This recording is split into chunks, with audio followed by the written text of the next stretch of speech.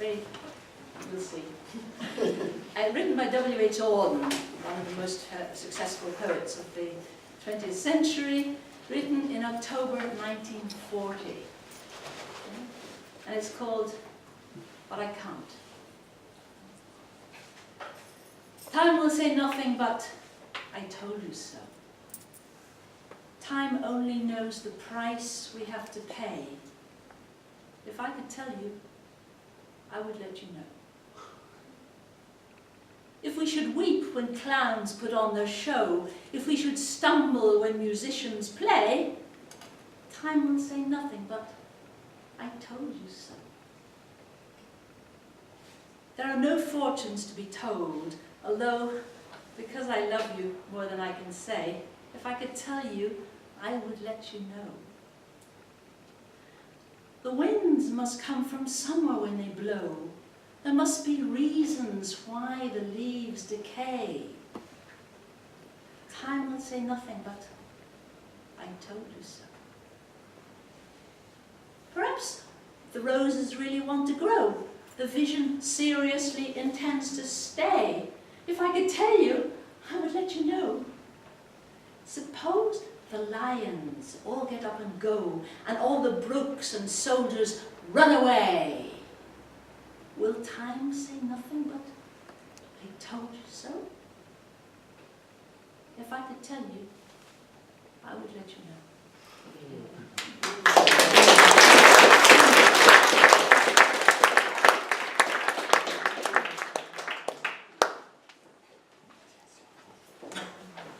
Well, as you know, it's 2014 this year, and as you also know, I'm sure, it's nearly 100 years since the First World War broke out. So we ought to have a little bit of war poetry to somehow commemorate that terrible period.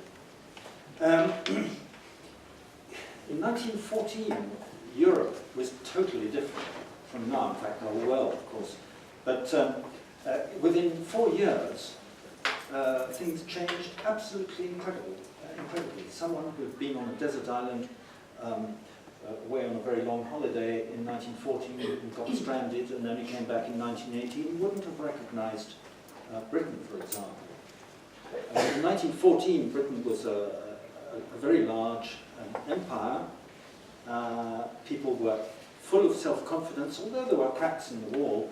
There were signs that things were going to change. But at the beginning of the First World War, there was a bit of dithering because there were a lot of sort of things like strikes, and the Irish were. I'm not going to say the Irish. I was going to say the Irish were revolting, but I'm not going to. Because friends here. There were all sorts of troubles, economic troubles, strikes, and so on. And it was almost a distraction for Britain to go to declare war.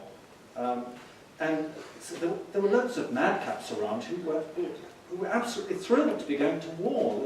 The terrible time of sort of patriotism and people going, young people going from school who'd been to combined cadet force training in boarding school at the age of 18 or 19, becoming officers.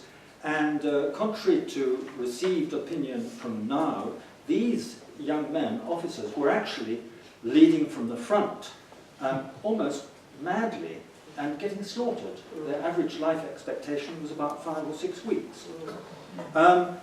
Anyway, there was a complete change of mood from 1914 towards the end, the middle and towards the end of the First World War.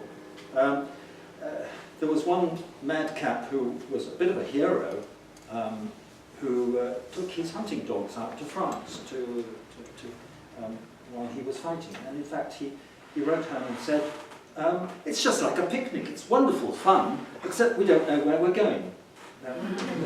There was another chap who decided that it would be fun and encouraging for his soldiers, this was a 19-year-old, straight from school, to take a load of footballs and on no man's land, moving away from the trenches towards the enemy, decided that it would be very nice for his soldiers to kick footballs forward and they wouldn't think of the fact that they were about to be mown down. Anyway, there was a patriotic feeling of how glorious it was at the beginning to die for one's country. And this was epitomised at the beginning of the First World War by poets like Rupert Brooke. I'm not going to read the whole of his sonnet because now it makes people feel a bit sort of odd, because it's so gushy. But this sonnet is absolutely full of the word England and English at every moment. It sort of comes out of one's pores while one's reading it. You all know this one, probably. If I should die, think only this of me, that there's some corner of a foreign field that is forever England.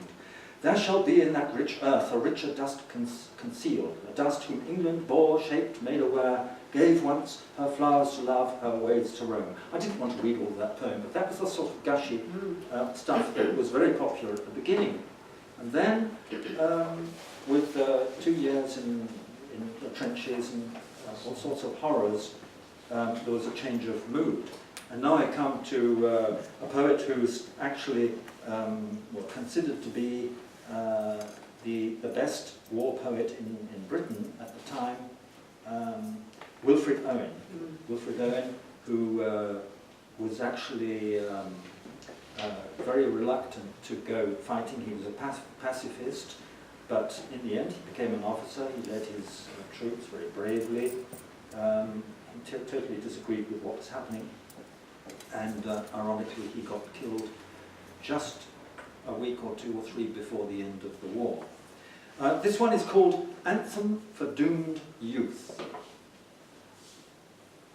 What passing bells for these who die as cattle? Only the monstrous anger of the guns, only the stuttering rifle's rapid rattle can patter out their hasty orisons. No mockeries now for them, no prayers, nor bells, nor any voice of mourning, save the choirs, the shrill, demented choirs of wailing shells and bugles, calling for them from sad shires. What candles may be held to speed them all? Not in the hands of boys, but in their eyes shall shine the holy glimmers of goodbyes. The pallor of girls' brows shall be their pall.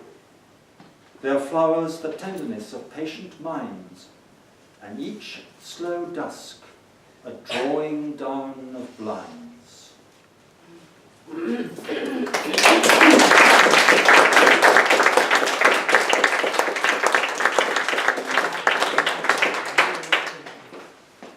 Light is the ink we use. Night is our parchment. We're fireflies flickering, Fireflies flitting, flashing, flowing. Fireflies fireflies glimmering, gleaming, gleaming. glowing. Insect calligraphers practicing penmanship. Copying sentences. Six-legged Six-legged scribblers. of vanishing messages. Fleeting graffiti. Find artists Artists in in flight, flight. adding dabs of light. Bright brushstrokes. Signing the June nights as if they were paintings. We're fireflies flickering. Fireflies.